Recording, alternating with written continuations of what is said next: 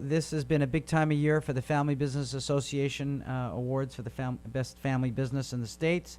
And we have another finalist in the studio. This is of Best of Care, Inc. I have my glasses on now.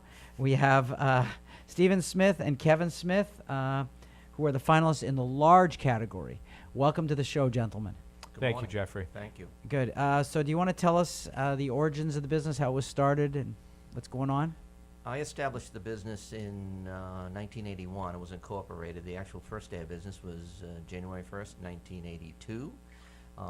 Started out with a contract with an elder services in Massachusetts, and sort of went from there, adding contract and other contracts, V&As. At the time, in the early 80s, the concept of home care was brand new. There were very few rules and regulations. Nobody actually knew much about it. In fact, my own friends would say, "What do you do? What are you doing? What is that?"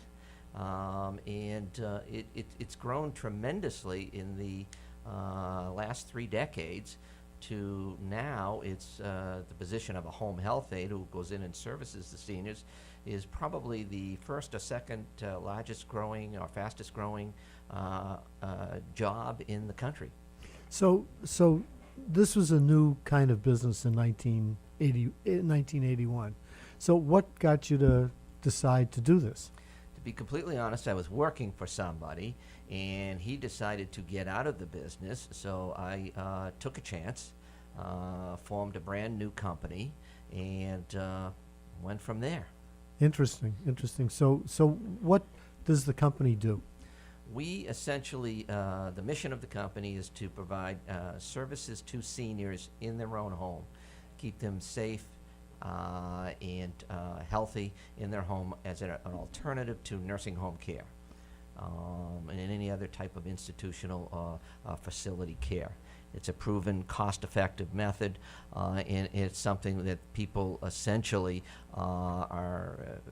feel much better about, psychologically better off of being in their own home, in the homes that they've been in for 50 years or so.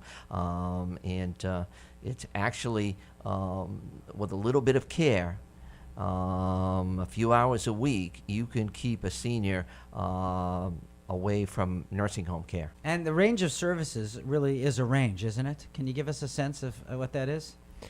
Sure. The range of services vary from infrequent visits and tasks being completed by homemakers who are just helping some of our clients with perhaps grocery shopping, laundry, house cleaning, meal preparation, ranging all the way to a maximum level of care at 24/7, meaning that we have a team of caregivers in one of our clients' homes around the clock, 24/7, 365, making sure that that person is able to remain at home and accomplish whatever they need to do throughout the day to remain at home. I assume that there are regulatory struggles that you guys have? There are certainly regulatory struggles. Anytime that you are working with federal dollars, state dollars, the auditing that goes on behind the scenes to make sure that all of the budget dollars being allocated for the home care services to state-funded or federally funded clients is being spent appropriately. But that's one of the things that sets us apart, I believe, from the rest of the competition out there in the market is our hiring practices, our business practices are stringent, they're thorough. We do a good job of making sure that the people going into a stranger's home, for lack of a better term, are the best possible candidates to do so. Are there things that consumers need to know about this industry that they don't know, or common mistakes that they make? Absolutely, and that is a good question. Some of the common mistakes that people might make is failing to do some research. A great example is, let's say somebody's elderly mother falls and breaks her hip. She's got to go into the hospital, then she's got to go to a rehab facility, then possibly to a nursing home, and all of a sudden the social worker and the discharge planner are saying, in order for your mother to go home, she needs 24-hour care for at least 2 weeks. And, oh, by the way, she's being discharged tomorrow at noon. Okay, well, that's a big task. That's a tall order to try to put together 24/7 care.